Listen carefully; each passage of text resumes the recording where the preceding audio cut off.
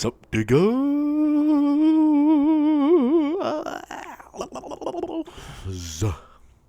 Sam BattleFields here. Guess what I got for you on the screen? It's a younger me. This would be, I'd say, like, that photo would probably be 2011, I'd say. So, much less bearded me. As you can see, that's a pretty hard chin.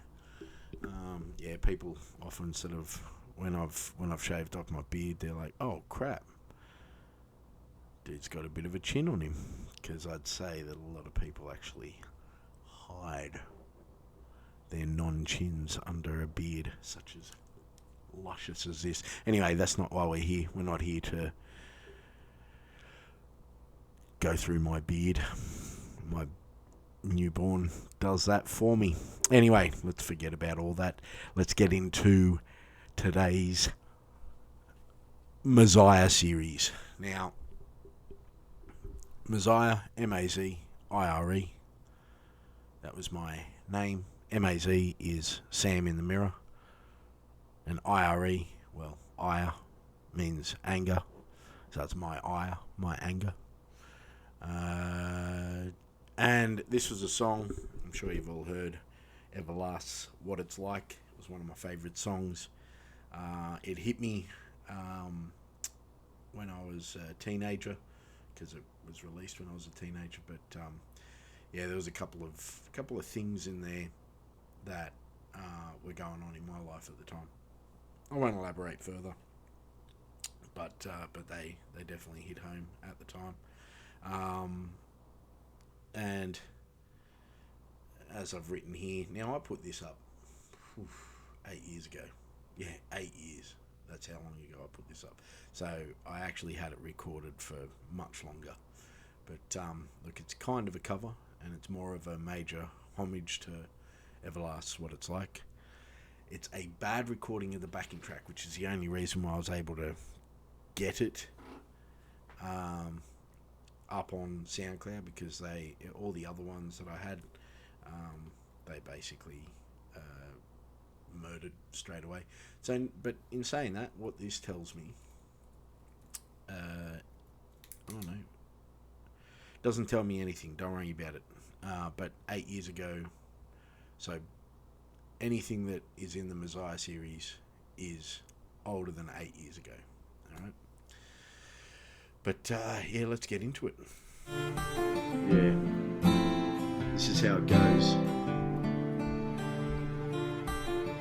This is what it's like sometimes. This is life. There's no second chance. So you got to do it right. I mean, I got a point. This is life, and there's no second chance. So you got to do it right. We all know the bloke who used to toke on weed was always broken in need because he spent his paycheck on dope, ecstasy and speed. And we watched as his high hopes were lost in the high-lows pox. So we... This is actually... Methamphetamine, his breath, like all know the bloke who used to toke on weed. We all know the bloke who used to toke on weed was always broken in need. Because he spent his paycheck on dope, ecstasy and speed. And we watched as his high hopes were lost in the high-lows pox. So we watched as his high hopes were lost to the high-low pox, the methamphetamines. Amphetamine, his breath like acetylene. Death is a better scene than the life he settled in. Death is a better scene than the life he settled in. It's pretty brutal. Every friend that cared and meddled in his affairs ended in despair. Every friend that cared and meddled in his affairs ended in despair. Eyes looked like he died, just a blank stare. Every night at his side was a pipe, a bottle and a knife. He knew what he was doing wasn't right, but he'd take a hit of that pipe, a few sips and shit he'd slip. Yeah, so it's there's a couple of homages to Everlast, What It's Like in that. So If you pick them up, let me know in the comments below. This is life. This is life. I still get a bit of frisson from that, like chills up the spine, you know, listening to me talking about that stuff. And it's ending one day at a time. Especially me talking about that stuff in third person. This is life. This is life. There's no second chance, so you gotta do it right. Amy was a little crazy from the sexual abuse she endured as a teenage baby. So Amy was a little crazy from the sexual abuse she endured as a teenage baby. She blamed the whole situation on her mangy mother, who wasn't bothered that her brother forced her to be his lover. So she blamed the whole situation on her mangy mother, Homage, who wasn't bothered that her brother forced her to be his lover. Apparently she covered it up to her father and went on to play the martyr. This made her smarter, but hardened her heart to man who tried to love her. They trust her, but she would say she shoved her, gloved her like a pugilist. Soon everyone knew there was no truth to this. So she claimed that she'd been treated by this particular man as if he was a pugilist, and everyone knew that there was no truth to this. Since the proof she brought was useless, this ruthless bitch turned to turn and tricks toothless under the roof of a house of ill repute. The point is moot, but the dude she did this to is the same dude spoke about in the prelude. So the dude she did that to is the same dude that was spoken about in the first verse, which is pretty cool.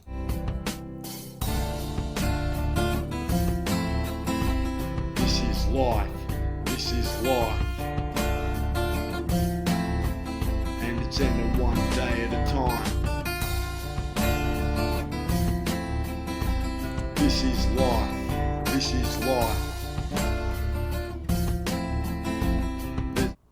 As you can tell, like someone recorded this by themselves, like recorded the actual backing track, recorded this by themselves. So they played everything. So they played the guitar, they played the drums, and I think they also played the bass. You can hear some really bad bass at one stage. I'll give props to the guy that did it though, because I took this and then I rhymed over it and I created a whole song just by ripping that off YouTube and creating this. Second chance, so you gotta do it right. No second chance, so you gotta do it right. No second chance, so you gotta do it right. No second chance, so you gotta do it right. I knew this boy named Sam, whose grand plans on becoming a man sent him on the path to walk in the sand, in the desert of the damned, on the way to the promised land. Man, it's been a ride, those years of life, where the fury dies, surrounded by demons' eyes, where he realised he was protected by angel cries, and his fate wasn't sealed. He appealed to have his soul healed, and his sentence of damnation repealed. And as a plantation, the Pope in his heart began to grow. He saw the many robes that had been thrown, the helping hands that had been shown, and the chances he'd blown while he reaped the seeds he'd sowed. He realised what a great debt he owes, and that debt is my own. Do it right, man. I knew this boy named Sam, whose grand plans on becoming a man sent him on the path to walk in the sand, in the desert of the damned. That's pretty fucking cool. So I knew this boy named Sam, which is me, hey, with grand plans on becoming a man, which sent him on the path in the sands of the desert of the damned. On the way to the promised land, man, it's been a ride. On my way to the promised land, man, it's been a ride. Those years of life where the fury dies, surrounded by demons' eyes, where he realised he was protected by angel cries. And so he's surrounded by demons' eyes, but he's protected by angels' cries. His fate wasn't sealed. He appealed to have his soul healed and his sentence of damnation repealed. So he appealed to have his soul healed and his sentence of damnation repealed. Go away. And as a plantation of hope in his heart began to grow, he saw the many robes.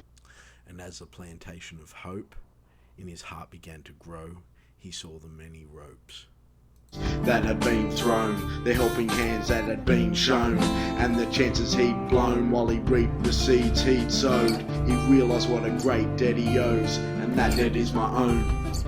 See, that's pretty sick. Like, it's all third person.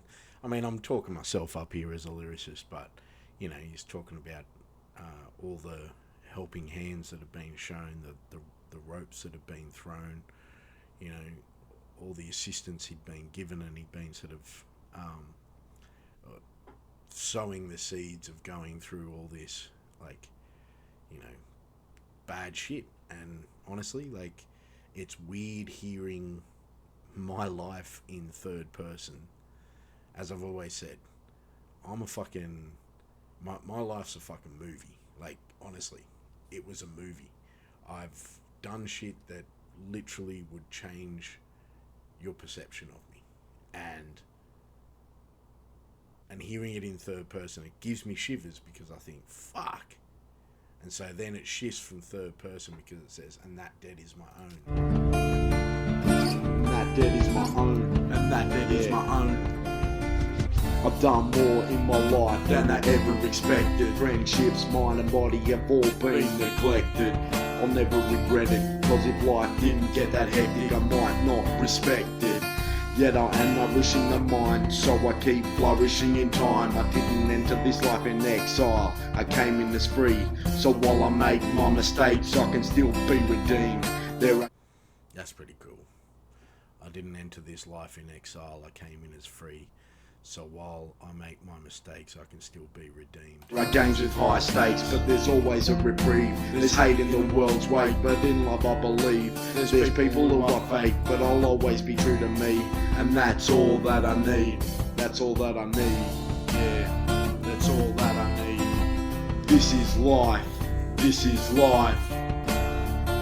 Yeah. And it's ended one day at a time.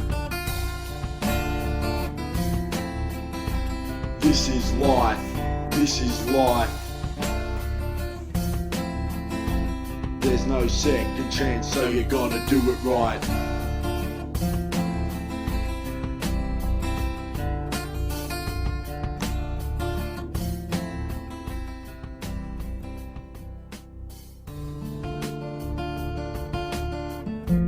I mean, it pretty much just plays out from here, from what I remember.